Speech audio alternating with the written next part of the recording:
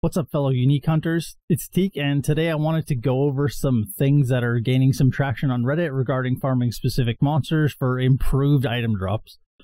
So if you haven't heard by now, basically some monster types in the game seem to have increased odds at dropping specific items, which means that you can theoretically improve your odds at farming rares, legendaries, or uniques in specific item slots.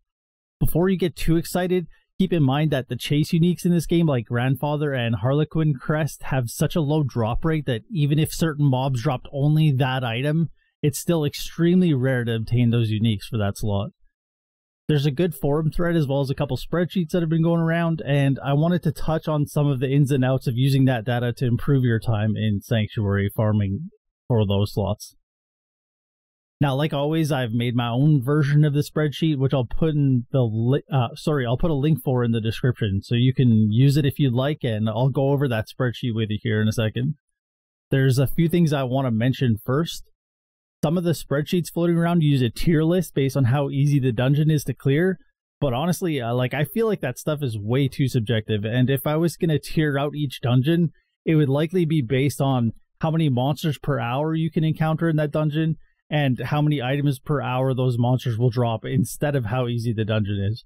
Because how easy the dungeon is really doesn't matter. It's basically how many items are you going to get per hour. That's the most important thing. There's also other factors to consider, like your own personal priority. Like if you're farming glyph XP, maybe you don't want a long dungeon that drops a lot of items. Maybe you just want to complete that dungeon as fast as possible, and as a side bonus, have a higher chance at dropping specific legendaries or items for a specific slot. So I'm completely leaving out the tier list. Some people will value some dungeons higher than others, and I think that's up to you to figure out and decide what suits your needs the best. Second thing I want to mention is some items have overlaps. For example, there is increased odds at helmets dropping from both cannibals and cultists. But if you select each item, you can see that the items that those monsters drop vary. So we'll go into the spreadsheet here on the master tab, and we're going to go to items, and for this example, I'll use helmet. You can see cannibals and cultists are our monster type, and you can see the dungeons that they drop in. So we're going to go over to our mob type and swap to cannibals, and you can see that cannibals have an increased drop rate for 3 different types of items. And if we go to cultists, you can see that they have an increased drop rate for 2 different types of items.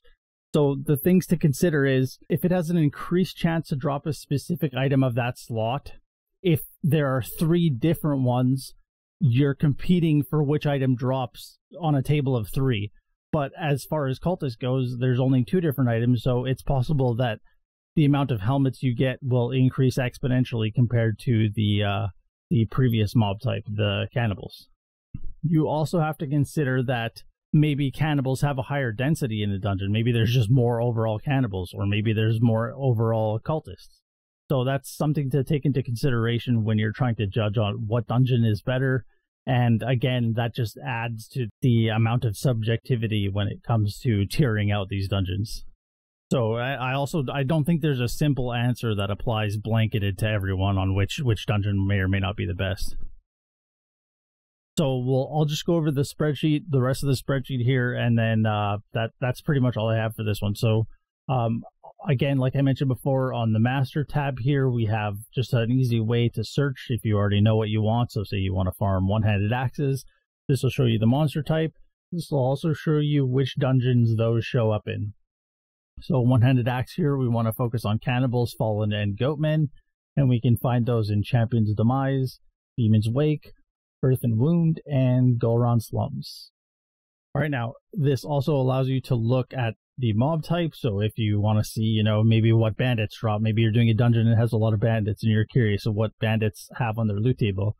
We have daggers and one-handed maces as an increased drop right here, and those belong to Mallwood and Renegade's Retreat. So just a different way to sort it. And then same with the dungeon here, you can search by specific dungeons. So if you're running Blind Burrows and you want to see what types of monsters are in that dungeon and what drop rates those monsters have, like which items are increased on their drop rate table, we have here spiders, which increase your drop rates to 2-handed swords, chests, focus, and gloves.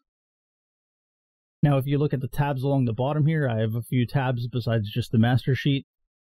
You can check out by item slot, and this will just show the data in a little bit different way. It shows every item slot on the left here, and then what monster types, dungeons, basically just a way of seeing everything all at once versus having to select the drop-down menus. Same thing with mob type, just sorts by mob type, and then which item slot and which dungeon.